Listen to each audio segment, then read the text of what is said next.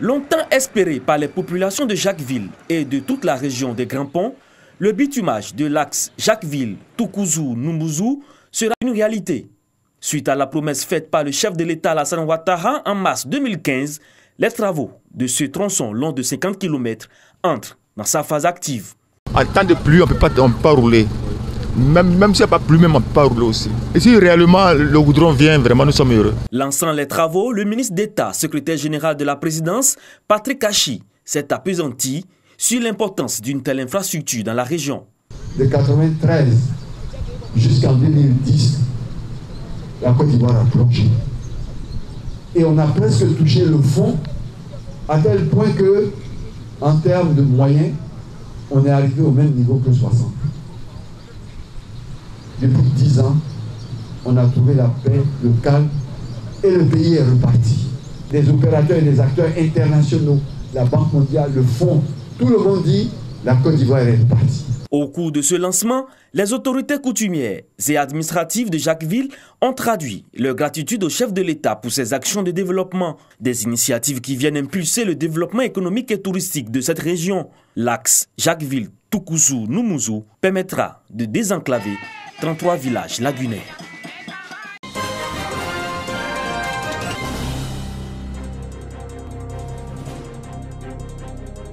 Un bâtiment de 3 classes entièrement rénové, des tableaux-bancs, 1000 kits scolaires et des pâtes alimentaires. C'est le don de la première dame Dominique Ouattara en faveur des populations de Lowou, à environ 50 km de Séguéla. Ce geste pour rappeler aux élèves et au personnel d'encadrement qu'ils ne sont pas oubliés. Nous les bénéficiaires n'avons d'autre expression que le merci.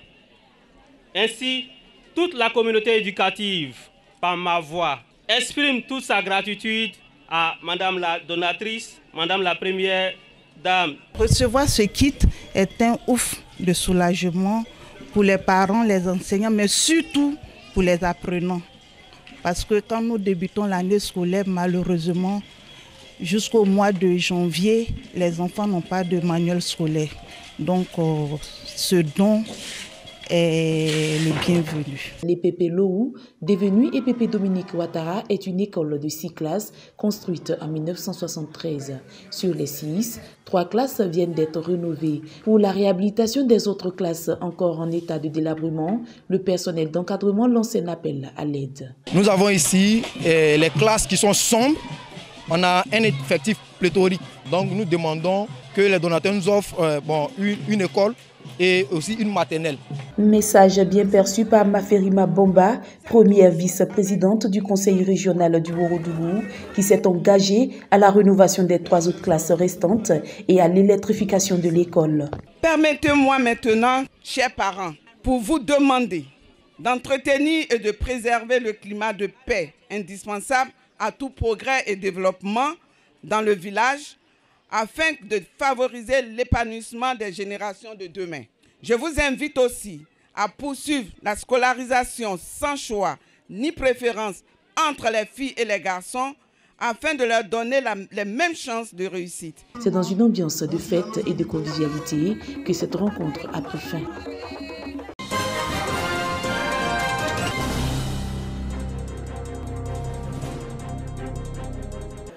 Projeter le développement de la région du Bélier sur les 20 prochaines années, c'est tout le sens de cet atelier organisé par le Conseil régional du Bélier à Toumoudi.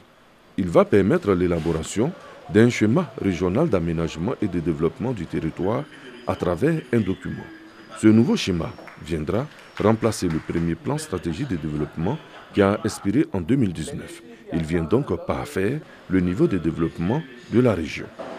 Pour cette fois, la vision que nous portons pour notre région, il nous est apparu nécessaire et impérieux de nous donner un plan plus ambitieux et sur un long terme. Les défis qui attendent notre région et qui constituent des contraintes réelles à son épanouissement sont nombreux.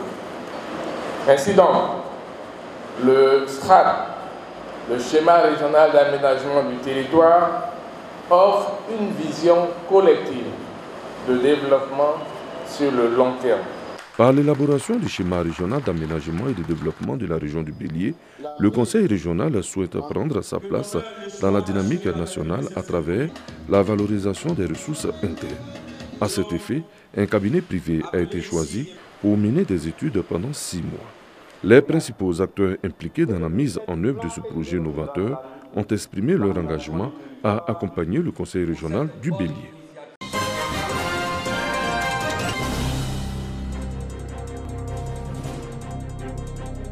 Elles étaient présentes dans toute leur diversité à cette cérémonie de réconciliation. Les populations de Fangolo, localité située à quelques kilomètres de Diokwe, démontrent une fois encore leur attachement à l'union et à la paix. Nous sommes tous des enfants de Dieu. Cette phrase est prononcée par C.A. Jean-Honoré, fils de la localité et par ailleurs vice-gouverneur du district autonome d'Abidjan. Cette manifestation pour la paix et la cohésion sociale a été l'occasion de retrouvailles. La journée de réconciliation des populations de Fangolo a aussi été une occasion pour installer un chef. Sa mission, œuvrer pour la paix, l'entente et l'union de tous les habitants de cette localité.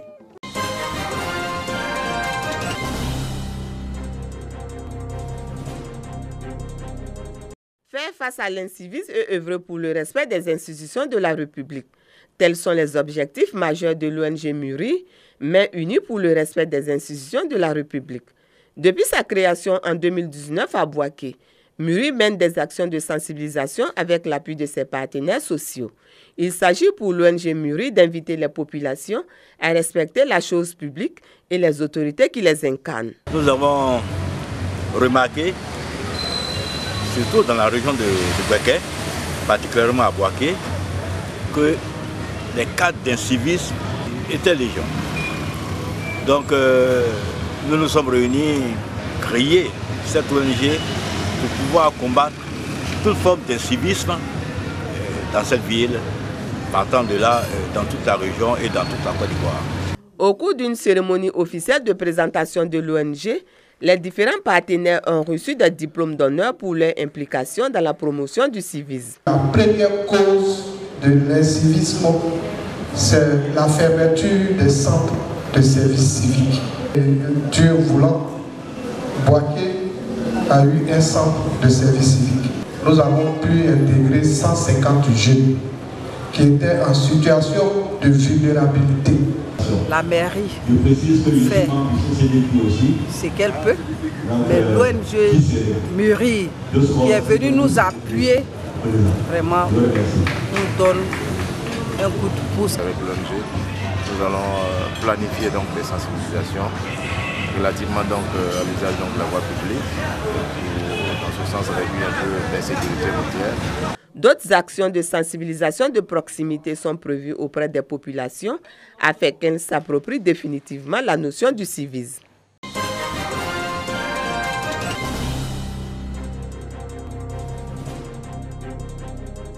La gendarmerie nationale de Côte d'Ivoire poursuit sa lutte contre le trafic de drogue et autres produits à usage toxicomane.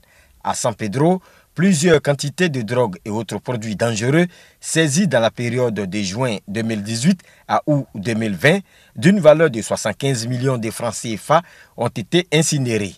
Il s'agit de cocaïne, 36 grammes, cannabis, 138,493 kg, héroïne, 75,5 grammes, tramadol 120 mg, 687 grammes, diazépam, 16,608 kg, Valium, 18 grammes, éphédrine, 434 grammes, médicaments de qualité inférieure et falsifiés, 2 tonnes, 498 kg. Capitaine Richard Gessambi, chef de la section antidrogue de la gendarmerie nationale, qui a fait le point, est revenu sur les interpellations et les destructions de fumoirs au cours de cette même période. 129 personnes ont été interpellées et déférées dans les prisons d'arrêt et de correction de Sassandra, Soubré et Tabou. 57 fumoirs détruits à San Pedro, Soubré, Grand Bérébi, Sassandra, Gabiagui, Yabayo, Fresco. J'invite la population à collaborer véritablement avec nos forces de sécurité pour pouvoir dénicher les trafiquants de drogue et les consommateurs de drogue. Les conséquences de la drogue sur la santé ne sont plus à démontrer. Donc j'invite la jeunesse à tourner le dos à la consommation de la drogue. Selon les chiffres de la section antidrogue de la gendarmerie nationale, 1 tonne de cannabis, 204 grammes d'héroïne, 89 grammes de cocaïne, 2 tonnes de médicaments à usage toxicomane et 11 tonnes de médicaments prohibés ont été saisis à Yamoussoukro, Bouaké, Abangourou, Gagnoua, Bondoukou et San Pedro, dans la période du 21 juin 2018 au 31 août 2020, pour une valeur de 150 millions de francs CFA.